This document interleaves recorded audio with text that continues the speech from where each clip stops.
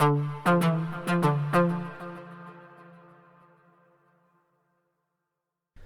listeners, this is an urgent episode of the Apolitical podcast responding to the slaying of Charlie Kirk, the developing case, and the broader failure of critical engagement.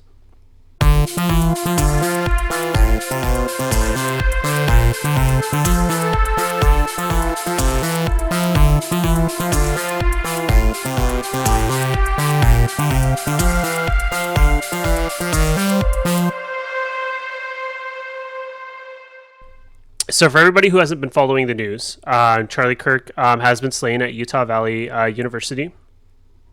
He was at an event he was hosting for his little Hitler Youth, and he was shot. The aftermath has been somewhat of a clusterfuck. We've seen various claims of they found the shooter until they finally have Tyler Robinson now. We have seen lots of speculation over like what drove this person to kill him, who's responsible. That's been a big one. I kind of want to start off by talking about the liberal and the Democratic response. And the thing is like right now, Democrats are all but capitulating to like lionizing this man, right? I think Humberto, you called it like a hagiography, right? 100%. It's the apotheosis of Charlie Kirk. Saint Charlie.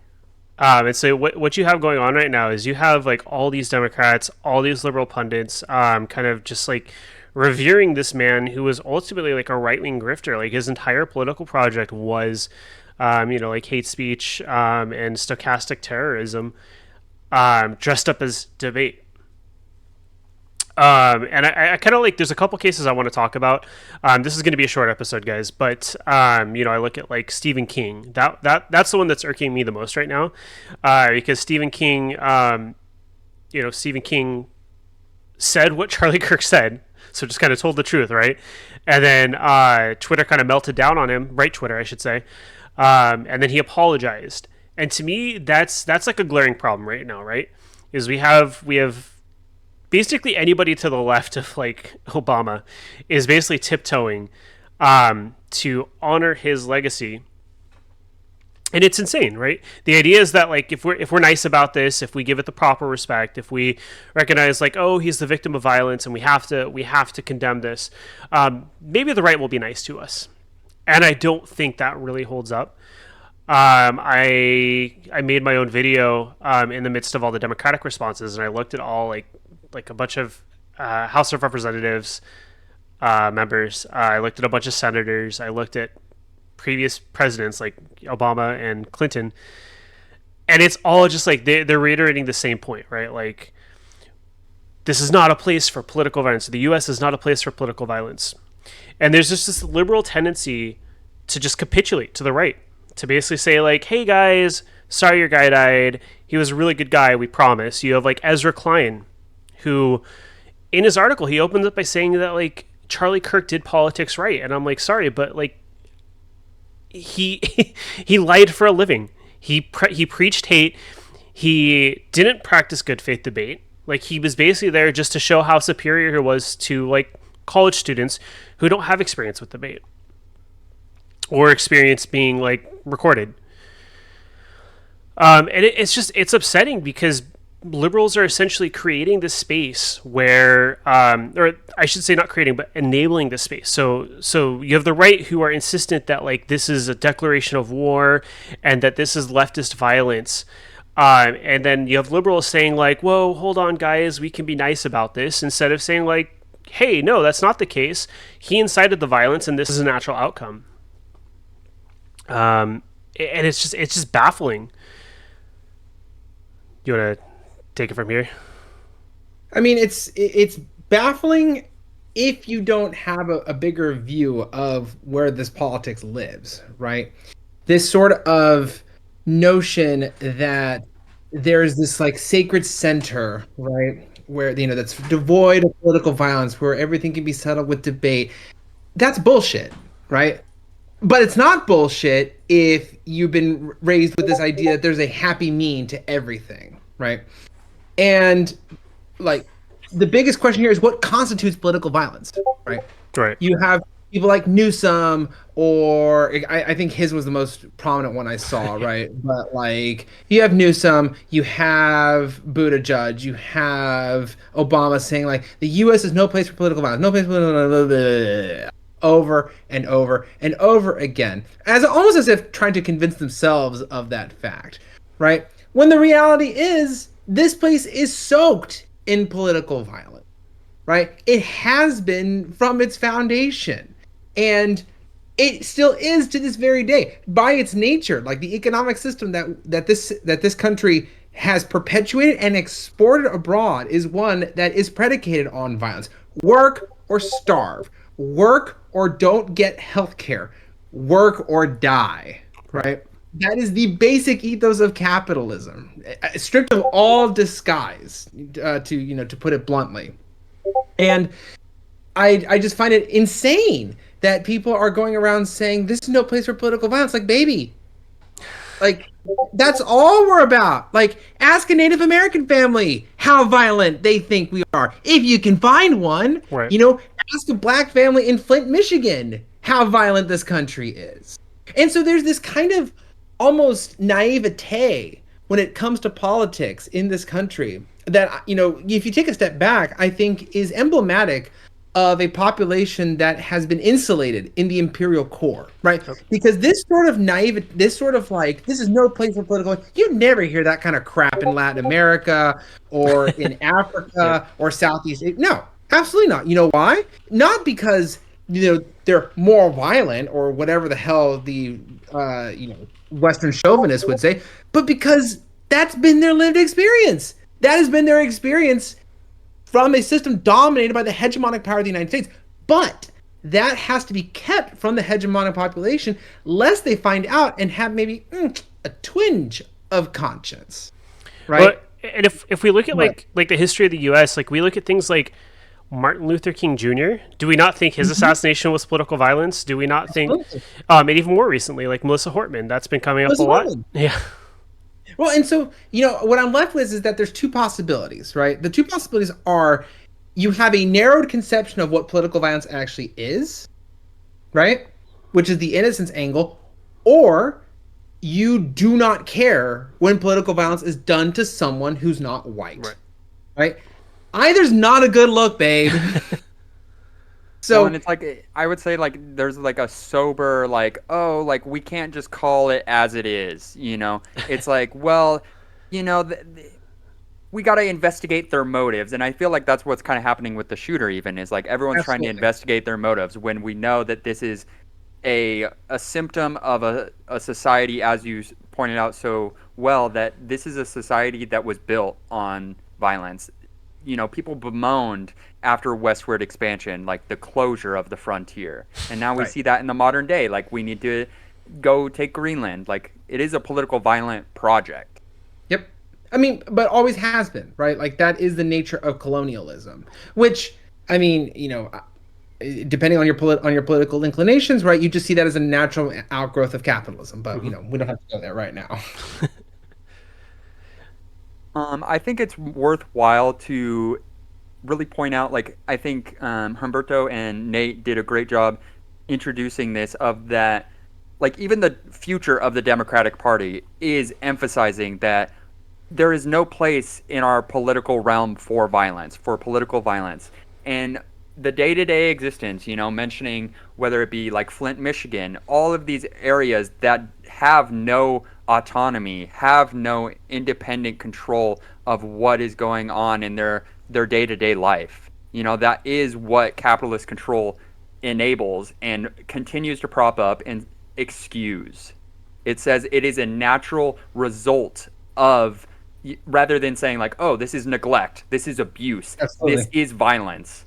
And I just want to also highlight, Nate opened with talking about how capitulating to the right is never going to work. That is evident in Charlie Kirk's career. Something that I haven't seen much coverage of is that Charlie Kirk invited Nick Fuentes, known white supremacist, known neo-Nazi, back in 2019 to speak at Iowa State University. That wasn't enough for those people. The Groyper right that a lot of people are trying to associate the shooter with, There are a lot of things that I think you could argue are, maybe signs of that, but I don't necessarily think there's a conclusion, nor does it matter. But the main point is that Charlie Kirk, over his decade of his political astroturf movement, had shifted. I think I had made a tweet about this of like Charlie Kirk is emblematic of our society and our political moment. Charlie Kirk in 2014, in response to Ferguson, is saying this isn't the right way. MLK Jr. showed people the right way, and now we've seen his political project had shifted to I think the quote was MLK was a false god of a race-obsessed modernity. Yep. That he was capitulating. He was trying to say, hey, the youth might be drawn to this more explicitly white nativist, white nationalist sort of rhetoric. And to not highlight that, not to centralize that, is a failure of our political class, of our media class. There was very few write-ups where I saw him being described as being far right. Yep. He was just a political moderate and a debate. He was a father of three. Well, it's it's frustrating because like the refusal to engage in the reality of the situation, it even extends into places in the right. Like I'm looking at Wajahat Ali was talking about how Erica Kirk's response was just completely inappropriate, completely disgusting. She's saying like, you guys don't know what you've unleashed, which is insane. And then you have Ryan Grimm from Dropout saying like, hey, Wajahat, this is depraved. Like, what are you talking about? Well, literally the words like well, and I think that we're seeing this whether it's the president or the broader far right. They were calling for war, and then once they viewed as, oh, the violence is coming from inside the house, they said, how about we offer our thoughts and prayers? Nancy Mace. Oh, yes. God. So unhinged in that regard. Yes, you can literally, I think people had shown, I saw a meme talking about, the whole "This Is You" format was exhausted after this weekend. Because, I think there was a former West Virginia, I think Derek Evans, if I'm not mistaken. Derek Evans had posted something back in, 2016, 2017, where he's got Trump on his Christmas tree and a bunch of figurines of Democrats being hung. And he's out here saying, oh, there's no place for violence. They actively cheer. Their political objective is to have people concede. Hell, Charlie Kirk's Turning Point USA had worked in coordination with Heritage Foundation. The Heritage Foundation, Project 2025, the leader of Project 2025 said, hey, this will be a bloodless revolution if the left allows it. Yep. What does that mean? They can actively every day call for violence against the left. And then it makes me think about back in, I don't remember, I think it was 2016, Chris Matthews on MSNBC. Oh, if Bernie Sanders win, I'm worried about executions in Central Park. They're actively saying oh, no, you don't hate the media enough. People having sober, I think adult politics, serious politics of oh, he was just, we're just going to eulogize him and hopefully the right will be okay with it. No. And this is to the point of the hagiography I was pointing out, right? This strip. Okay, so there's a saying in Spanish which translates to "There's no such thing as an ugly bride or a bad dead person," and we have seen that in spades because my God, the whitewashing of this man, right, is just incredible. It's just it's unbelievable. And I actually saw a meme to this effect where it was someone who survived the Holocaust was known for saying and Magda Goebbels had a good strudel recipe. I saw that one as well. Yep. Right, where it's this whitewashing of absolute monsters, right? And that's what he was. I'm sorry. Actually, I'm not sorry. Just read the man's fucking words, right? And read the words of the people around him. Well, and it's this whole thing of you have to give them credit for the good things, but if you acknowledge anything bad that they've ever done or said, and the consequences of their political rhetoric and political actions, if you acknowledge that, you're viewed as an enemy of quote unquote the people. Yep. A Or people. civility. Yes, civility politics. Yeah, we just need to go back to that. If we could just, you use the term whitewash. I think about how liberals were responding to Trump term one, where we're having George W. Bush go on Ellen DeGeneres and be like, I just paint puppies now. Oh, if we could just go back to the way it was, or if we could just go back to Obama. This is like another example of how modern day liberalism has failed us, that they think that like, I think that you had mentioned, Humberto, like it's a failure to imagine a different reality of like that things could be different if we actually fought back. If we fought the same way they fought. There is no alternative.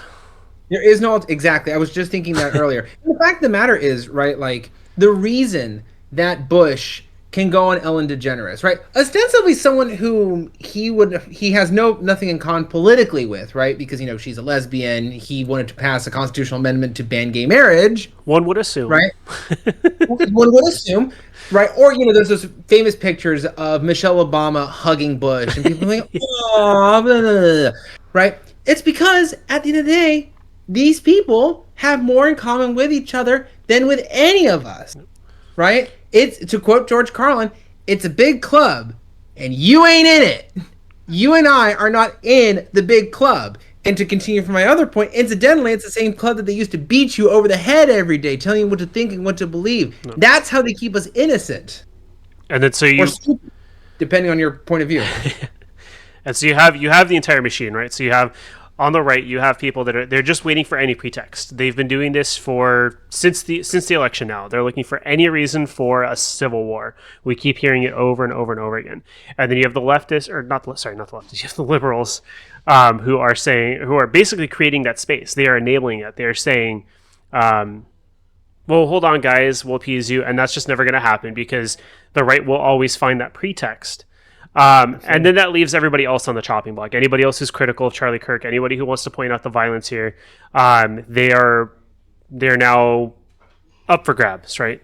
You've got that Charlie Kirk's Murderers, which was taken down and then turned into the Charlie Kirk database or something like that.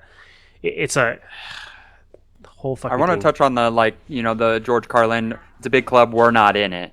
They view each and every, and this is broader fascism in general, we have historical examples of this. They view each and every single person, whether citizen or not, as expendable, as long as they can pursue their political goals. And the thing is that, I had even had people trying to convince me, he was just a moderate Republican. And it's I don't think I made this point earlier when we were talking about, his connection to extremism.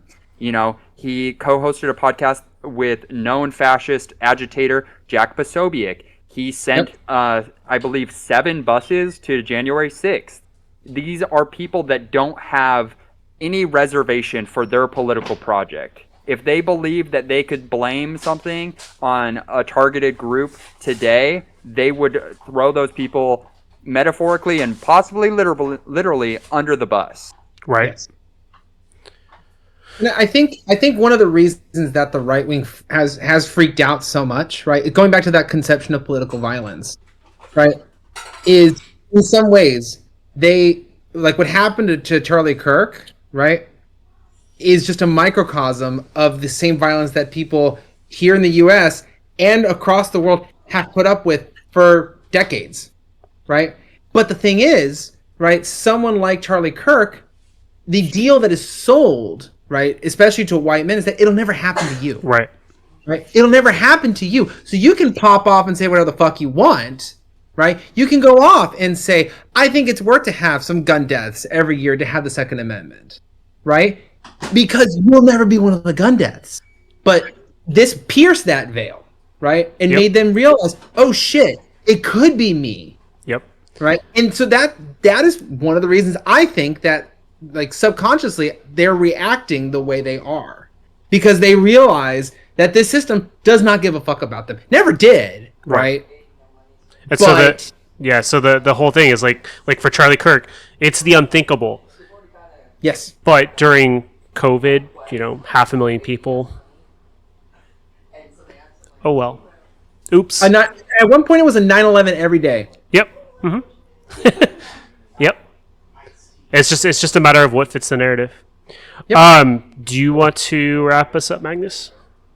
Yeah, I think in general, I think what is important to know is that whether it was Charlie Kirk or his political nonprofit Turning Point USA, this was a project of political violence carried out primarily through rhetoric, however, also through action.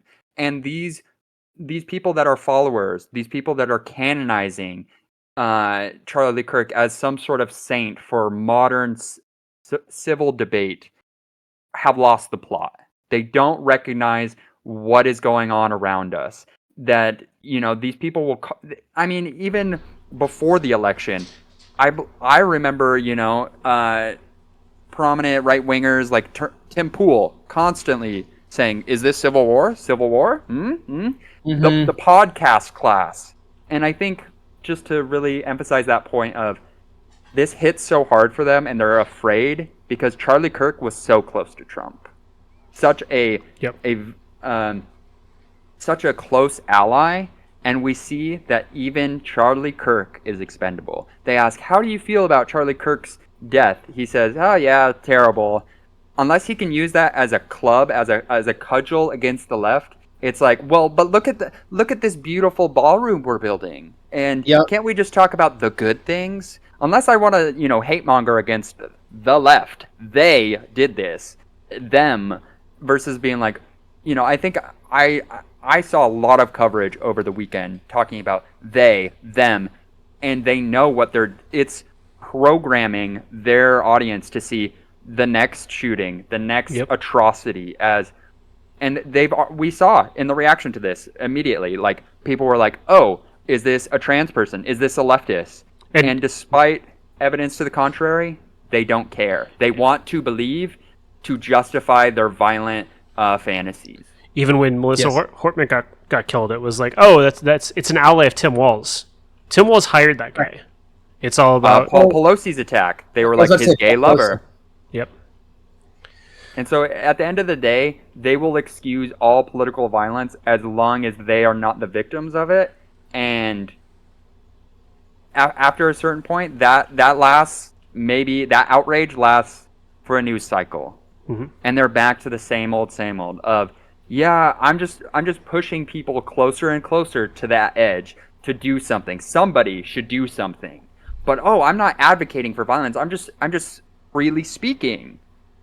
And we're seeing now the repercussions of a Trump administration at the helm where people are being specifically targeted, whether it's for like the Charlie Murderers website or the Department of War now going after service members who are, some of which we're literally just quoting Charlie Kirk.